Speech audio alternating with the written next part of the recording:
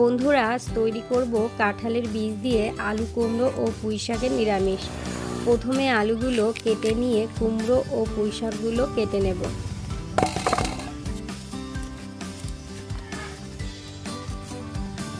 এরপর কাঁঠালের বীজগুলো কেটে নিলাম। এবার কড়াইতে তেল দিয়ে আলুগুলো ভালো করে ভেজে নেব। এরপর পুঁই শাক ও কাঁঠালের বীজ ও কুমড়ো দিয়ে লবণ হলুদ দিয়ে ভালো করে কষিয়ে নেব।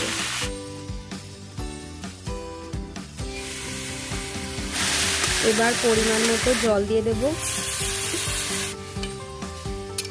ঝোলটা ফুটে উঠলে চেরা কাঁচা লঙ্কাগুলো দিয়ে দেব। এবার আমি নিরামিষটা সম্বারা দিয়ে নেব। রান্না কমপ্লিট, শেষে ধনেপাতা কুচি দিয়ে নামিয়ে দেব। আশা করি ভিডিওটা ভালো লেগেছে। ভালো লাগলে আমাদের চ্যানেলটি সাবস্ক্রাইব করে পাশে থাকবে আর লাইক কমেন্ট শেয়ার করে বেল নোটিফিকেশনটা অন করে রাখবে নতুন নতুন ভিডিও পাওয়ার জন্য।